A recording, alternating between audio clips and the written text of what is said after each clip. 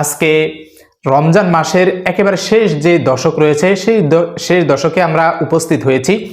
এই শেষ দশকে অনেক গুরুত্বপূর্ণ দোয়া রয়েছে, আমল রয়েছে, যে দোয়াগুলো আমলগুলো যদি আমরা করতে পারি নিঃসন্দেহে আল্লাহ তাআলা আমার আপনার ভাগ্য পরিবর্তন করে দিবেন, আমার আপনাকে আল্লাহ তাআলা ধনী বানিয়ে দিবেন, আমাকে আপনাকে আল্লাহ তাআলা রিজিক বৃদ্ধি করে দিবেন। এমন গুরুত্বপূর্ণ আমলের কথা বলবো। রমজানের এই শেষ দশকে কোন কোন আমলগুলো আমরা করতে পারি, আল্লাহ রসুল সাল্লাল্লাহু আলাইহি সাল্লাম কোন কোন আমলগুলো করতে বলেছেন, আল্লাহ তাআলা কালামে পাকের মধ্যে এই রমজানের শেষ দশক সম্পর্কে কি নির্দেশনা দিয়েছেন। প্রিয় দিনী ভাই এবং বোনেরা, রমজানের শেষ দশক যখনই আসতো আম্মাজান আয়েশা রাদিয়াল্লাহু তাআলা আনহা তিনি বলেন যে রাসূলুল্লাহ সাল্লাল্লাহু আলাইহি ওয়াসাল্লাম লুঙ্গি শক্ত করে বেঁধে, কোমরটা শক্ত করে বেঁধে ইবাদতে লেগে যেতেন, খুব ইবাদতে মনোনিবেশ দিতেন যে রমজানের শেষ দশক, এই শেষ দশকে ইবাদত করতেই হবে।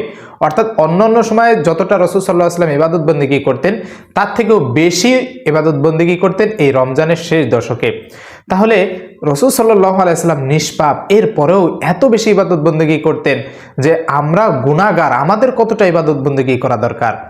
এই রমজানের শেষ দশকের ভিতরেই সেই মহিমান্বিত সম্মানিত একটি রাত রয়েছে যেটাকে বলা হয় শবে কদর বা লাইলাতুল কদর। যে লাইলাতুল কদর সম্পর্কে আল্লাহ তাআলা সূরা কদরের ভিতরে ইরশাদ করেন, ইন্না আনজালনাহু ফি লাইলাতিল কদর ওয়া মা আদরাকা মা লাইলাতুল কদর লাইলাতুল কদরি খায়রুম মিন আলফি শাহর তানাজ্জালুল মালাইকাতু ওয়ার রূহু ফিহা বিইজনি রাব্বিহিম মিন কুল্লি আমরিন সালাম হিয়া হাত্তা মাতলাইল ফাজর। এখানে আল্লাহ তাআলা জানিয়ে দিচ্ছেন যে এই রমজানে অর্থাৎ এই কদরের রাতে আমি কোরআন নাজিল করেছি। আল্লাহ তাআলা রাসূল সাল্লাল্লাহু আলাইহি ওয়াসাল্লামকে প্রশ্ন করলেন যে ওয়ামা আদরাকা মা লাইলাতুল কদর, আপনি কি জানেন এই লাইলাতুল কদর কি জিনিস? রাসূল সাল্লাল্লাহু আলাইহি ওয়াসাল্লাম বলেন আমি জানি না। তখন পর্যন্ত রাসূল সাল্লাল্লাহু আলাইহি ওয়াসাল্লাম কদর সম্পর্কে জানতেন না। আল্লাহ তাআলাই নিজে আবার জানিয়ে দিলেন লাইলাতুল কদরি খায়রুম মিন আলফি শাহর। লাইলাতুল কদর হচ্ছে এমন একটি রাত যেটা হাজার মাসের চেয়েও উত্তম একটি রাত। এ রাতে কি কি হয়ে থাকে? তানাজ্জালুল মালাইকাতু ওয়ার রূহু ফিহা বিইজনি রাব্বিহিম মিন কুল্লি আমর। এ রাতে আল্লাহ তাআলা যারা জমিনে রয়েছেন এই জমিনবাসীর জন্য আল্লাহ তাআলার যেই হুকুম আহকাম নির্দেশনাবলী রয়েছে এগুলো ফেরেশতা জিবরিল আলাইহিস সালাতু ওয়াস সালামের মাধ্যমে দুনিয়াতে পাঠিয়ে দেন।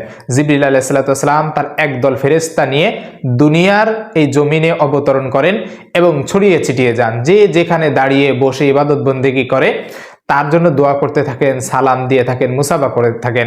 আল্লাহ তাআলা জিবরাইল আলাইহিস সালাতু ওয়াস সালামের আগামী 1 বছরের মধ্যে দুনিয়াতে কোন ব্যক্তি আসবে, দুনিয়া থেকে কে বিদায় নেবে, কে কতটুকু রিজিক পাবে, কে কোথায় কি করবে না করবে, কোথায় কতটুকু বৃষ্টি হবে, কোথায় অনাবৃষ্টি হবে, কোথায় কতটুকু ফসল ফলাদি হবে, কে ধনী হবে, কে গরিব হবে, সব কিছু এ টু জেড 1 বছরে যা যা হবে সব কিছু আল্লাহ তাআলা এই লাইলাতুল কদরে হযরত জিবরাইল আলাইহিস সালাতু ওয়াস সালামকে বুঝিয়ে দেন যে এই 1 বছরের আমল নামা আমার প্রত্যেকটা বান্দার।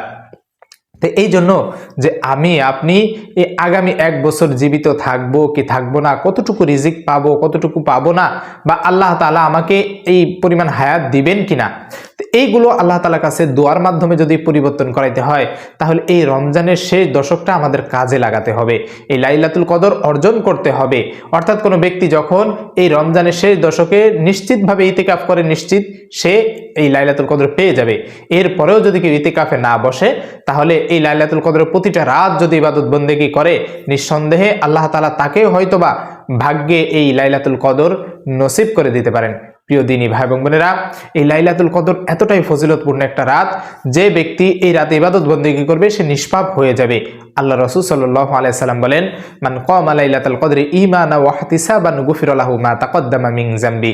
যে ব্যক্তি সওয়াবের আশায়, গুনাহ মাফের আশায় এই রাতে ইবাদত বন্দেগী করবে আল্লাহ তাআলা তার জীবনের সমস্ত গুনাহ মাফ করে দিবেন। সুবহানাল্লাহ সুবহানাল্লাহ। তাহলে এই লাইলাতুল কদরে আমরা কি কি ইবাদত বন্দেগী করতে পারি? এই রমজানের শেষ দশকে যেহেতু বেজোড় রাত্রি রয়েছে 21 রাত, 23 রাত, 25 রাত, 27 এবং 29 রাত, আমরা এই প্রতিটা দিনেই রমজানের শেষ দশকে আমরা বেশি বেশি ইবাদত বন্দেগী করব। তার ভিতরে কয়েকটি দোয়া আমি বলে দিচ্ছি, এই দোয়াগুলো আপনি বেশি বেশি পড়বেন। রমজানের শেষ দশকে এই দোয়াগুলো বেশি বেশি করার ফলে আপনার ভাগ্য পরিবর্তন হয়ে যাবে ইনশাআল্লাহ। আপনার দোয়া আল্লাহ তাআলা কবুল করবেন, আপনার রিজিক আল্লাহ তাআলা বৃদ্ধি করে দিবেন, আপনার মনের যত চাওয়া পাওয়া আশাগুলো রয়েছে আল্লাহ তাআলা পূরণ করবেন, আপনার গুনাহ থেকে একেবারে নিষ্পাপ করে দিবেন আপনাকে, এমন দোয়া রয়েছে। তো আজকে আমরা কোন দোয়াগুলো শিখব? আম্মা জান আয়েশা রাদিয়াল্লাহু তাআলা আনহা তিনি বলেন, রাসূল সাল্লাল্লাহু আলাইহি ওয়াসাল্লাম কি, ইয়া রাসূলুল্লাহ, আমরা রমজানের শেষ দশকে যদি লাইলাতুল কদর পেয়ে যাই তাহলে আল্লাহ তাআলার কাছে কোন দোয়া করব? আল্লাহ রাসূল সাল্লাল্লাহু আলাইহি ওয়াসাল্লাম বলেন যে, আয়েশা তুমি এই দোয়াটা পড়বে। দোয়াটা কি? আল্লাহুম্মা ইন্নাকা আফুউন তুহিব্বুল আফওয়া ফাফু আন্নি, অর্থাৎ হে আল্লাহ, আপনি ক্ষমাশীল, ক্ষমা করতে ভালোবাসেন, আমাকে ক্ষমা করে দিন। এইভাবে আপনি মনের আবেগ দিয়ে আল্লাহ তাআলাকে ডাকবেন, আল্লাহ তাআলার কাছে ক্ষমা চাইবেন, আল্লাহ তাআলা আপনার জীবনের সমস্ত গুনাহ খাতাকে মাফ করে দিবেন ইনশাআল্লাহ। প্রিয় দিনী ভাই বোনেরা, এই ছোট্ট দোয়াটা বেশি বেশি করে পড়বেন। প্রতিটা দোয়ায়, প্রতিটা মুনাজাতে আপনি এই দোয়াটা করবেনই করবেন।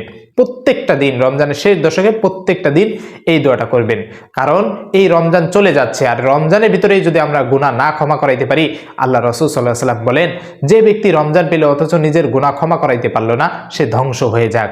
তাহলে কত বড় বরদোয়া, একটু চিন্তা করেন। রমজান আল্লাহ তাআলা দিয়েছেন এই কারণে যে, বান্দা সারা বছর গুনাহ করেছো, সুযোগ দিলাম রমজান মাসে কাজে লাগাও এবং আমার কাছে গুনাহ মাফ চাও, আমি তোমাকে একেবারে নিষ্পাপ করে দিব। এই জন্য এই রমজান আমরা পেয়েছি, এটাকে আমাদের কাজে লাগাতে হবে, ইবাদত বন্দেগীর মাধ্যমে, দোয়ার মাধ্যমে নিজেকে পরিবর্তন করতে হবে, নিজের গুনাহ ক্ষমা করাইতে হবে, নিজে মুত্তাকি পরেজগার দিনদার হতে হবে। তাই নিজেকে নিজে একটু প্রশ্ন করুন যে, আমি কতটুকু ইমানদার হতে পেরেছি, নিজেকে কতটুকু পরিবর্তন করতে পেরেছি। এইভাবে আমরা নিজেকে পরিবর্তন করার চেষ্টা করব, যেগুলো কমতি রয়েছে এই কমতিগুলোকে আমরা সেগুলো ঠিক করার চেষ্টা করব। তাহলে রমজান মাসের শেষ দশকের 1 নম্বর আমল হচ্ছে এই যে ছোট্ট দোয়াটা, এই দোয়াটা বেশি বেশি করে পড়া, আল্লাহুম্মা ইন্নাকা আফুউন তুহিব্বুল আফওয়া ফাফু আন্নি, এই দোয়াটা পড়বেন। এরপরে রমজানে যখনই মুনাজাত করবেন, সাহরির সময় হোক, ইফতারকে সামনে রেখে হোক, এই সময়গুলোতে দোয়া কবুল হয়। আপনি যদি পাহাড় পরিমাণও ঋণ থাকেন, এই ছোট্ট দোয়াটা পড়বেন, আল্লাহ তাআলা আপনার ঋণ পরিশোধ করে দিবেন।